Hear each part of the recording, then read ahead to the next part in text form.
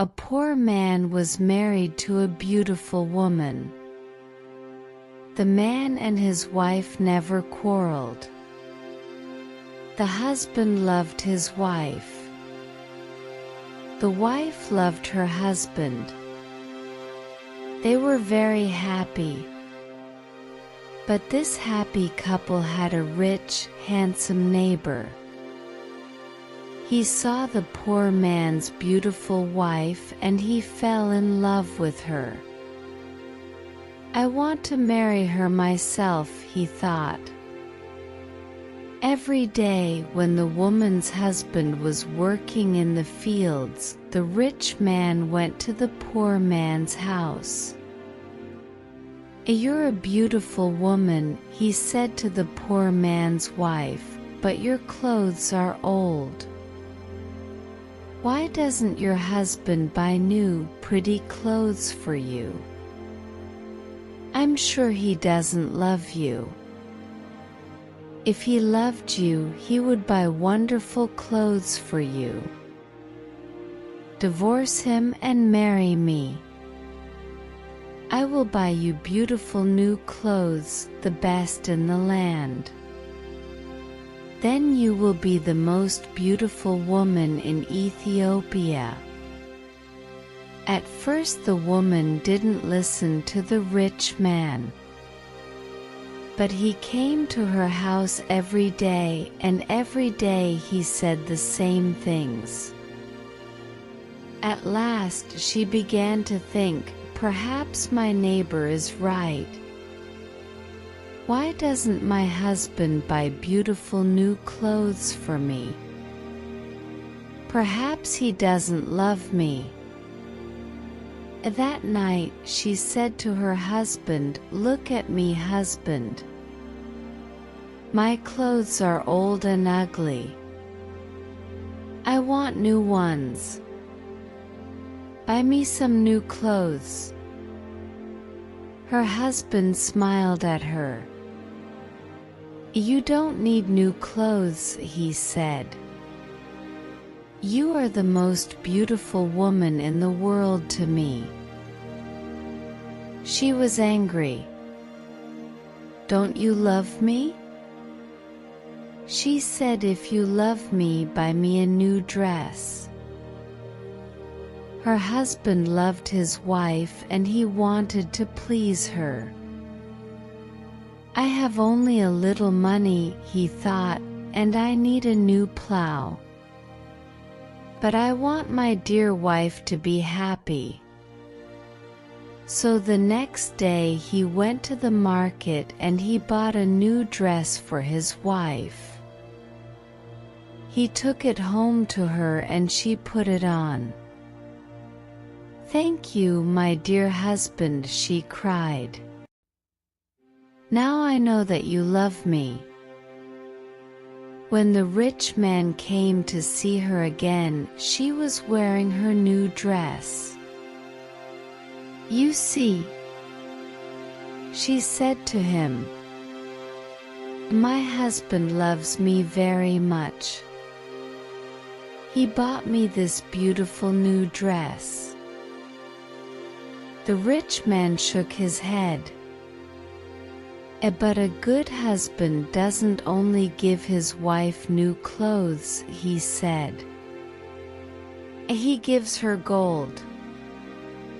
Where's your gold necklace? Where are your gold rings? Why doesn't your husband give you those?" He opened a box and showed her some beautiful gold jewelry. "Look at this," he said. "Divorce your husband and marry me, and I will give all these to you." The woman did not listen to him. "Go away," she said. "I love my husband and he loves me, and we are happy together."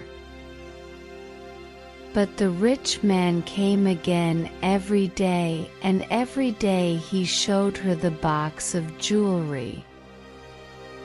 At last she began to think, perhaps the rich man is right. Why doesn't my husband buy gold for me? Doesn't he love me? That day she didn't make a fire. She didn't cook a meal. Her husband came home late after a long day in the fields. He was tired and hungry. "There's no dinner for you tonight," his wife said. "You don't love me." "What?" her husband cried. "But my darling, I love you more than anything. You are the most wonderful person in the world. Then why don't you buy me some gold jewelry?" She said, when a man loves his wife, he gives her a gold necklace and rings for her fingers. Her husband looked worried. "I spent money on her new clothes," he thought. "How can I find more for gold?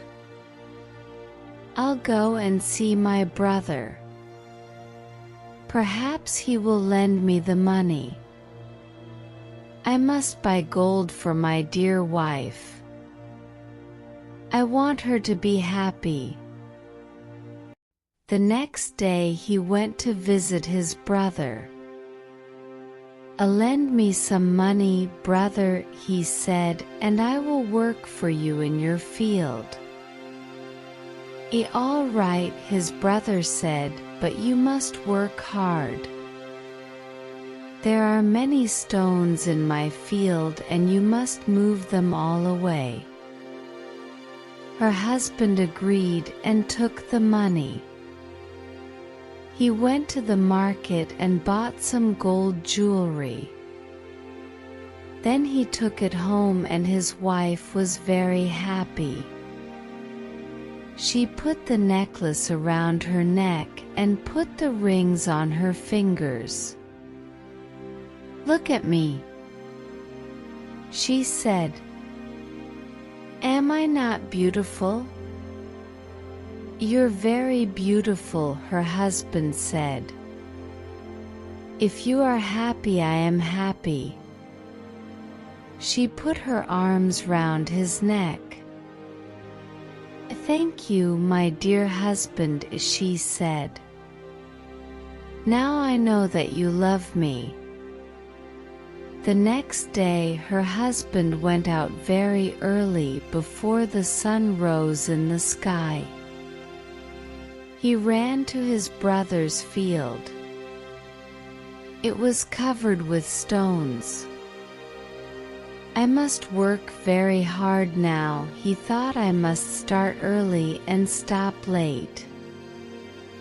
I must pay my debt to my brother." His wife was working happily at home. "I'll make a wonderful dinner for my husband tonight," she thought. "He gives me wonderful presents. He works hard for me. I know that he loves me." "Hello?" a voice called out. "Are you there?" The woman went outside.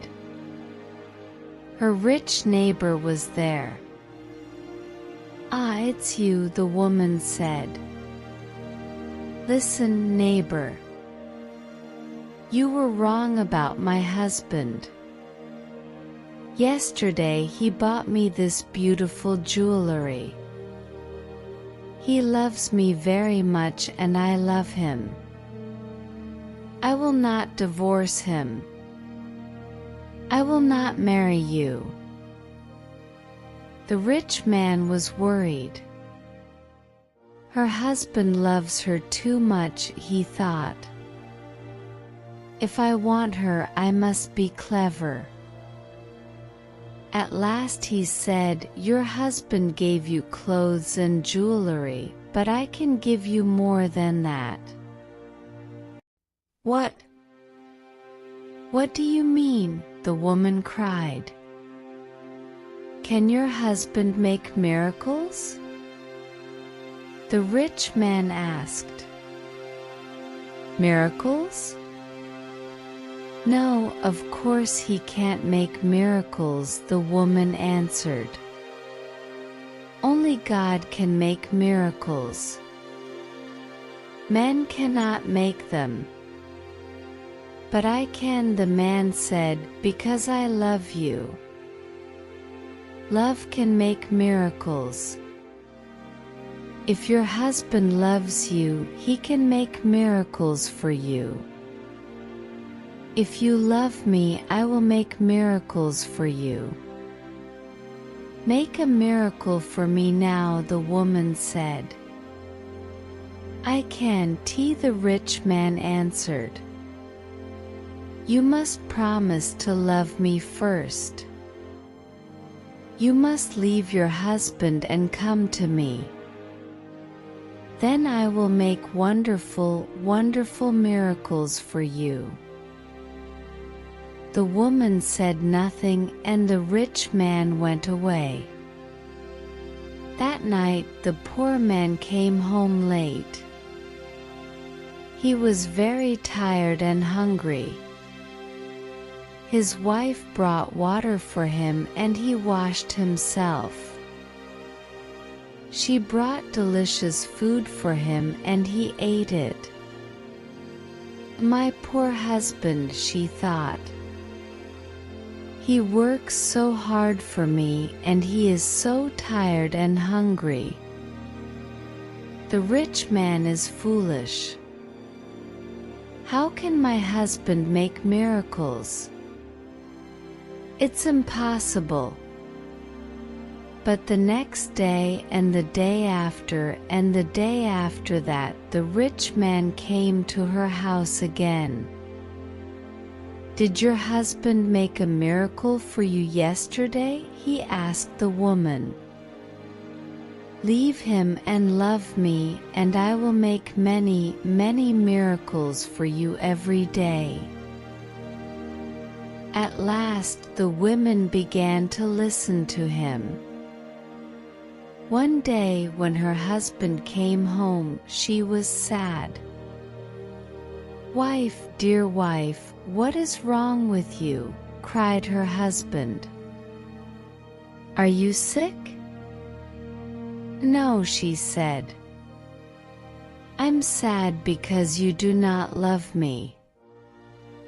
A what? Cried her husband. But you know that I love you. I bought you new clothes. I bought you gold jewelry. You're the most precious thing in the world to me. But you don't make miracles for me, his wife said. Her poor husband was very surprised. Miracles? Of course I can't make miracles, he said. Why do you want a miracle? Who gave you the idea? Our neighbor came to see me today, the woman said. Love makes miracles, he said. If a man loves a woman, he will make miracles for her. Her husband was very worried. That wicked man wants to take my wife, he thought. All this trouble comes from him. When he first came here, she wanted new clothes. Then she wanted gold jewelry. And now she wants a miracle. What can I do? If I don't make a miracle, perhaps my wife will leave me and marry him. The next day he went slowly to work in his brother's field. I must pray, he thought. Only God can help me now. He looked up to heaven. "O Lord God," he prayed, "please help me to make a miracle. I love my wife and I want to keep her. Don't let this rich man take her from me." He worked all morning. He was moving stones from his brother's field. In the middle of the day he sat down under a tree to rest. A man was sitting there already. "Who are you?" the poor man asked. "I am a wizard," answered the man, "and I have a gift for you. Look, here are 2 sticks. They make miracles." "Miracles?" the poor man said. He was happy now. "What kind of miracles?"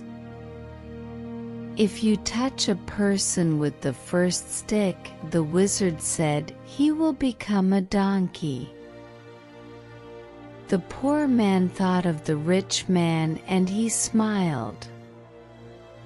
"A donkey?" he said, "that's very good.